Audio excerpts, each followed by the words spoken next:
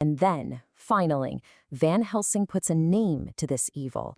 Since modern medicine is completely failing, Lucy's friends call in a specialist from Amsterdam, a brilliant but kind of eccentric professor named Abraham Van Helsing.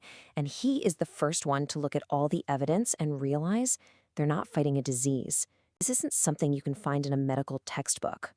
So Van Helsing comes in, and his methods seem completely insane to his colleague, the very scientific Dr. Seward. He starts stuffing Lucy's room with garlic flowers, gives her crucifixes, and performs blood transfusion after blood transfusion to try and replace the life that's being stolen every single night. This battle has to be fought with the old weapons of superstition, not science. And then, finally, Van Helsing puts a name to this evil.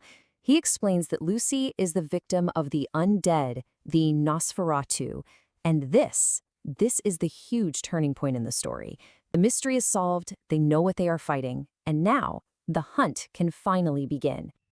And Van Helsing does not mince words. He lays out the stakes perfectly. Their enemy isn't just some brute. He's an ancient warlord, a brilliant mind whose cunning has been sharpened over centuries. He's intelligent, he's powerful, and he is absolutely relentless. So remember Jonathan Harker? Well, he miraculously escaped the castle, and he finally reunites with Mina and the others. This is where all the different story threads finally come together.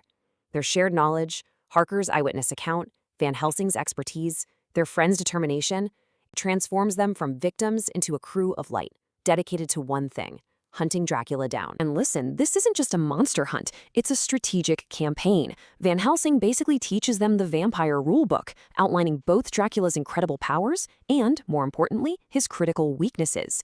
Sure, he has the strength of 20 men and commands the elements, but he also can't enter a home unless you invite him. He's powerless during the day, and he's repelled by things like garlic and crucifixes. These rules are their only hope of defeating an enemy who seems otherwise invincible. It all comes down to this frantic, bloody battle where they intercept him just as the sun is setting, destroying him in the very last moments of daylight before he can rise and regain his full power. So, the monster is defeated, but the story's power, that remains, doesn't it? Stoker's genius wasn't just in creating a monster, but in how he revealed him. Through these fragments, a journal entry here, a ship's log there, a strange wound on a young woman's neck, Stoker turns us, the readers, into detectives, piecing the clues together right alongside the characters.